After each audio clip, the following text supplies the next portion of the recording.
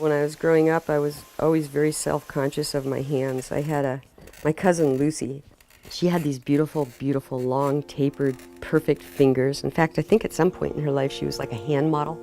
And I never had any of that. I have these kind of short, stubby little fingers and little hands. I've set up a template so that all the four sides are equal. And even though I think they're equal, sometimes they're not perfect. I don't know why. I'm just not very spatially oriented.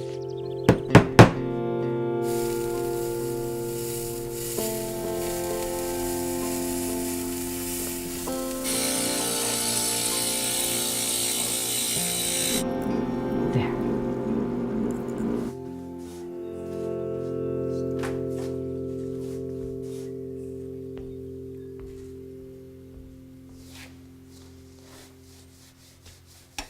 His complete name is Kevin Andrew Madison. And Kevin is my son. He was born in 1984. He was a person who lived with epilepsy. I like this picture because he has this sort of devilish kind of grin on his face, like, what am I going to do with all this money? And Alfred, was really a good entertainer and loved Kevin when he was little.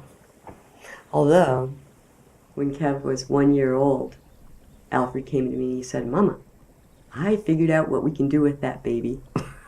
I said, "What is it we could do with that baby, Alfred?" He said, "Well, we could just put him in a box and mail him to China." Whew, I did not wear the right shoes today. This was what the boys this was their playground. I mean, they just loved running up and down and climbing these rocks and looking into all the little tidal pools for all the little animals. And how did it come to pass that my child became the ashes we scattered at Pemaquid Point? He started with grand mal seizures and then tiny little absence seizures and tonic-clonic seizures and all kinds of seizures. There were so many seizures we ended up having surgery, which was not successful the first time. And so there was a year when he was extremely ill. And then we went to Montreal and had a second surgery, and it was successful. And it made just an incredible change in our life. Kevin became himself again, and he grew over a foot in a year. It was like unbelievable. He just sprouted up and was healthy again and happy. And later, after he passed away, one of his teachers told me that they thought possibly he had had a seizure, but they weren't sure. Kevin didn't want to have seizures. He wanted to just be healthy, and he just wanted to be like everyone else. And that's part of the problem with epilepsy, is that it sort of lurks in the background. You can go for a time without a seizure. You're always counting the days between seizures and trying to build up to kind of, for Kev, the magic number was 2 years, because then he could get a driver's license and he wanted to date. He just thought that would be so great to be able to drive a car. We're just heading down the back roads of Maine, I should say, on the way to my friend the Letney's house.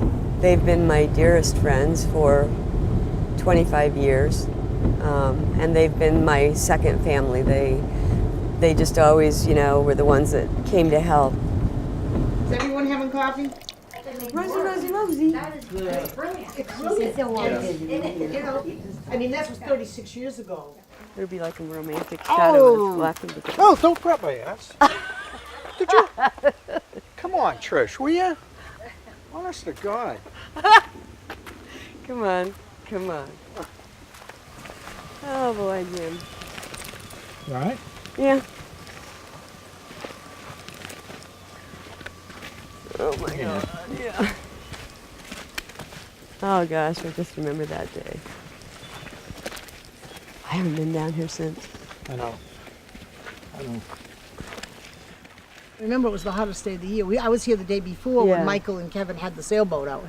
There was just enough breeze that they were zipping on a sunfish wicked fast, and that's, I think, why he wanted to come back the next day. Yeah, we had a lot of fun. He had so much fun, and I was there that day too. So much fun. We were all out here swimming like we always did. Like we always did. I love you, Mom. Yeah. I turned around and ran into the water. I didn't even think anything. remember diving in the water. I remember you running right behind me. You weren't even half a step behind me. No. And we had to go out to the float. When I was bound, I was doing my life skills. I was telling all the kids to double up, buddy up, and swim in.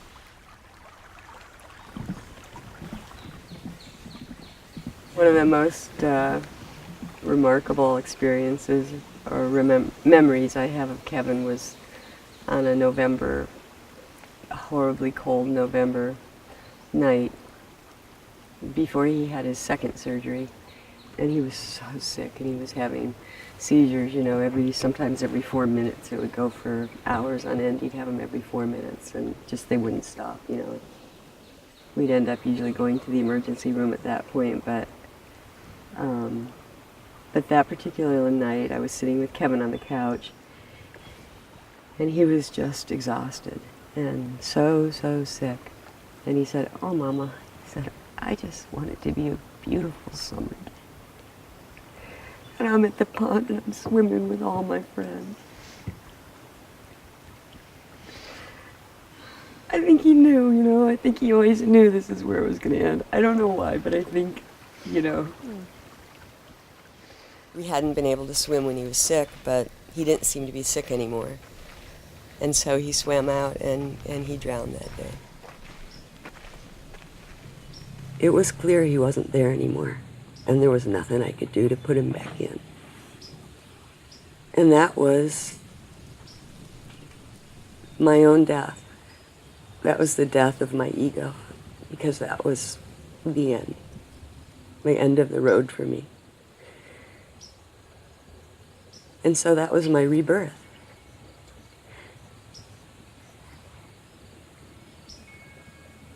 How the death of a child could be your rebirth is just sort of inconceivable. And it brings into question the purpose of your life here on earth.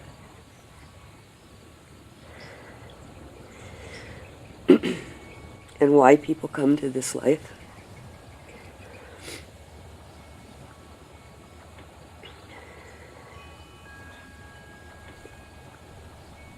When Kev passed away, I don't even remember those days very well, other than just this shrinking from everything and just trying to disappear. Then a couple of months after Kevy was gone, I went to bed one night and I woke up the next morning saying, I have to do stained glass. This very day, I will learn to do stained glass. I believe that Kevin came to me in my sleep that night and put that in my mind. If I wasn't doing stained glass, I was crying. And when I was doing stained glass, I wasn't crying. I felt really pretty good, which was like so amazing, because most of the time I was so miserable. The best thing about stained glass, it's just like being a little kid again, I mean, do you remember how fun it was when you were little and you learned how to use scissors? Stained glass kind of combines lots of things that I enjoy. I had an opportunity to go to the American University in Cairo for my master's degree. I would go out to the pyramids at Giza and I would ride horses for relaxation and enjoyment. When you go out into the desert, it's kind of rolling dunes, and they're really low spots. And so as you're riding your horse, all of a sudden you might realize that you're completely surrounded by sand and you have no idea where you are, which at first time it happens is kind of terrifying, until that you realize all you have to do is ride your horse up to the top of the hill, and there are the pyramids. You can see them for hundreds of miles. I didn't want to really think about Kevin in this last pyramid as a person that had to struggle through his life with epilepsy. I wanted to think of him as this free spirit.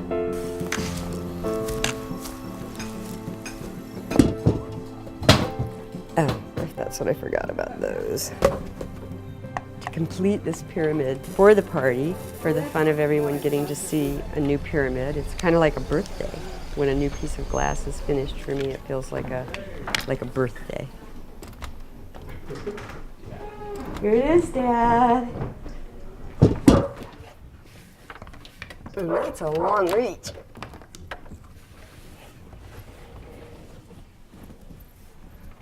There. And it's on. It's called Joyful Remembrance. What's the name of that one? Joyful Remembrance.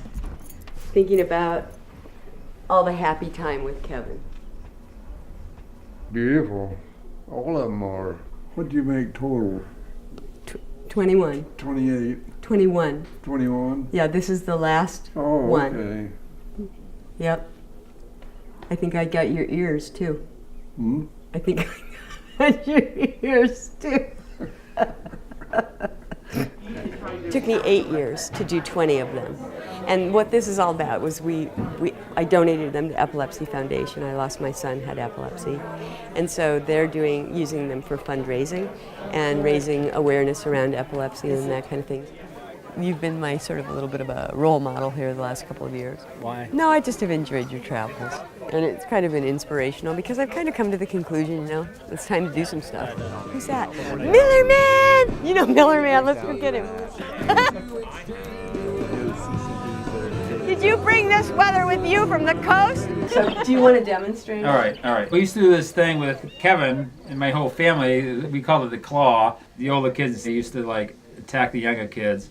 We call it the claw. We would engulf their face, and we go like this. We go, the claw. And we'd bury them like this, and we go like this. That was it. Wow. I used to be more Did you get it? flexible. I know that Younger was then. pretty intense, but. That was really good.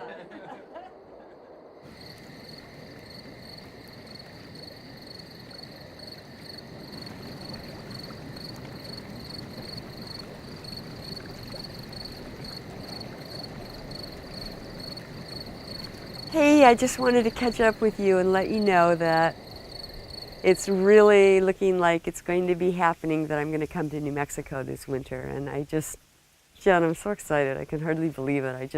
I'm looking forward to it so much, I'll catch you up on all the details so far as I have them, but give me a buzz anytime, okay? Hey, Jenny, I love you. I'll talk to you soon. Take care. Lift it up slightly and walk towards me slightly. There you go. And then as you're coming down, it should slide right out. Yeah? And then just come out this way. Quick. More comes down on top. Come full circle now that my son is actually working with Trish. Yeah. It's kind of like a completion of the life circle going around, And, like Tricia says, she thinks of Jimmy as a son. How far can you throw it? I don't want to hit your car. Well, we sat at this table That's- 13 years ago, and she's talking about wanting to give $1 million to epilepsy. And I'm like, oh, what a nice idea. And I'm thinking she's still in La La Land. This isn't going to happen. How are you going to raise $1 million? You barely got 2 nickels to rub together now. And no, I can see it. I can see I could create something that would be of enough value that people would want it and you support epilepsy with that. I don't have money to give, but I could give my art to be sold. To my absolute delight, Bob and Terry were kind and generous enough to offer the first $50,000 toward reaching the $1 million goal for the Pyramid Collection. The day that Kevin passed away, I did CPR. I don't know, what would you do if you had your dead child in your arms and you were trying to bring them back and they weren't coming? But the thing of it was, I felt as if a warm blanket had been wrapped around me, and instead of having all that, I had this sense of absolute peace, and that is the moment that grace descended into my life. Jimmy's going to come pick it up, and then he's going to deliver it to a friend of mine that's going to be driving down the coast. All right. Good directions. Alrighty, Should be good. Thanks, Jim. I'll see you tomorrow. All right. I'll let you know if anything happens on the road, but we should be good. All right, drive safe. We'll do.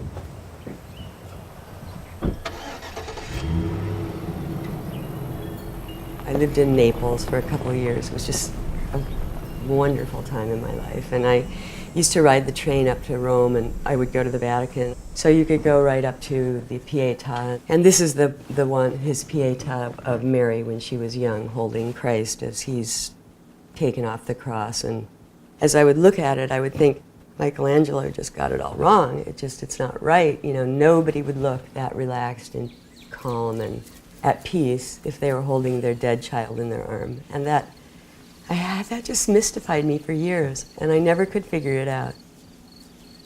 And then I found myself in the same situation of holding a dead child. And all of a sudden, after all those years, that cleared up for me, and I realized that he got it exactly right. Whenever I face something daunting or difficult, I think about Kevin, you know, laughing on his way into the operating room, waving goodbye to me with Pinky and say, "I'll see you soon, Mom." If we could all face our challenges with that attitude. The only thing I know for certain at the end of this road is that I am. My purpose here is to observe and to be grateful for every day, for every person that comes into my life,